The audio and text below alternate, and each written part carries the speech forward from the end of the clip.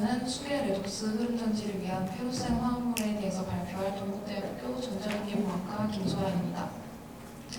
오늘의 발표 순서는 첫 번째로 간략하게 레독스 흐름전지에 대해서 제가 설명을 드리고 그 다음에 진행한 실험들과 그 결과들 그리고 마지막 결론 순으로 발표를 진행할 예정입니다.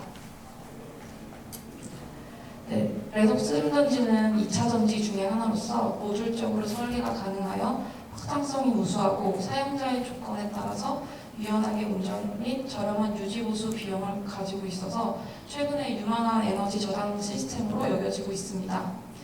그리고 이러한 RFB는 단위 전지로 구성된 스택, 그리고 에너지 저장소, 그리고 펌핑 시스템 이 세 가지로 구성되며 기존의 리튬이온 배터리의 밀폐형 구조와 달리 RFB는 전해질 속에 용해된 활물질들이 전극 속에서 산화하는 반응을 일으켜 에너지를 저장하여 펌핑 시스템을 통해 저장소에 에너지를 저장하게 되는 시스템으로 운영됩니다.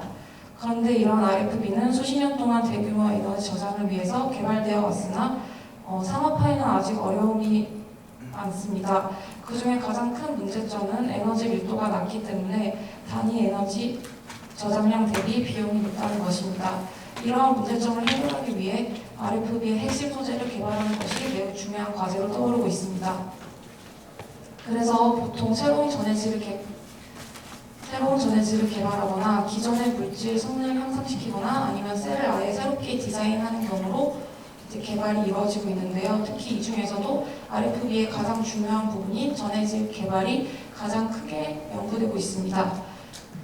특히 이러한 전해질 속에 용해되어 있는 활물질의 농도와 양에 따라서 단위 전지의 용량이 결정되고 에너지 밀도 또한 산화하는 시 발생되는 전이차와 활물질의 용해도에 따라서 결정될 수 있는 단위이기 때문에 좋은 전해질을 개발하는 것이 큰 과제로 남아 있습니다.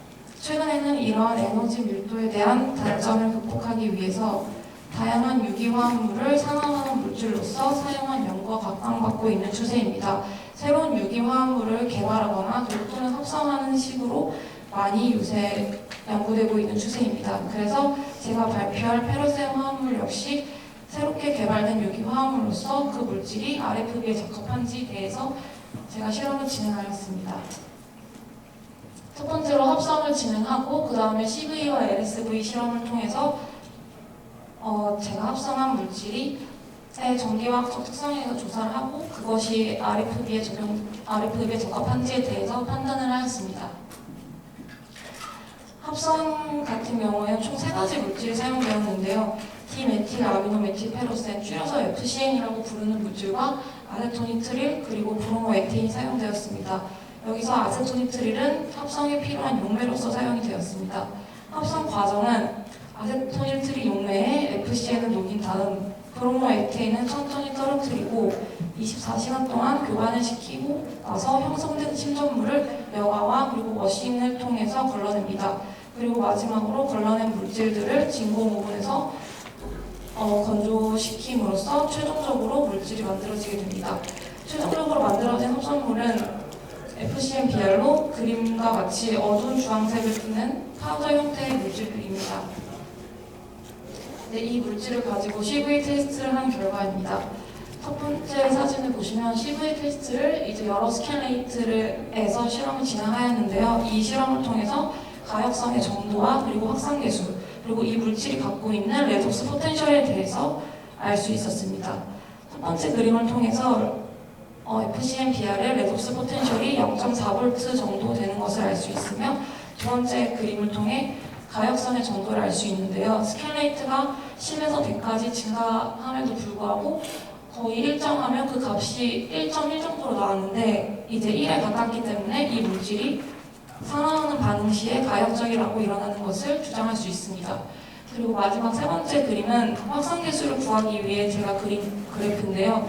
이 그래프는 옆에 나와 있는 방정식에 의거하여 그린 그래프로 방정식 같은 경우에는 피크 전류와 그리고 스캔레이트의 제곱근을 통해서 확산계수를 구하는 방정식입니다. 확산계수는 다음과 같이 나왔으며 이 값은 현재 많이 개발되고 연구된 유기화합물들의 값과 견주었을 때 뒤처지지 않는 값이라는 것을 알 수 있습니다.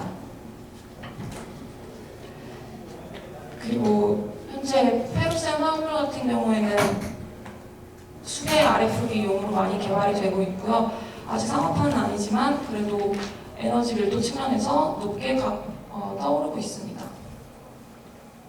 그리고 이제 LSV 실험인데요. 이 실험을 통해서 확산계수에 이어서 또 다른 키네틱 특성을 볼 수 있는 그래프입니다. 이 그래프를 통해서 FCM-BR의 이제 반응 속도 상수에 대해서 알 수 있는데요. 첫 번째 그래프를 통해 이제 두 번째 그래프를 만들었고, 이 두 번째 그래프는 타펠 플랫에 의해서 만든 그래프입니다. 반응 속도 상수 같은 경우에는 버틀러 불머 방정식에 의해 구해졌습니다. 여기서 I0 같은 경우에는 교환 전류를 의미하며 N은 산화하는 반응 시 이동하는 전자의 수, F는 패러데이 상수, A는 전극의 면적, 그리고 C0는 사용된 전해질의 농도, 그리고 저희가 구하고자 하는 K0는 반응 속도 상수입니다. N과 F와 A가 C0가 전부 다 상수이기 때문에 I0와 I0를 이용해서 K0를 구할 수 있습니다.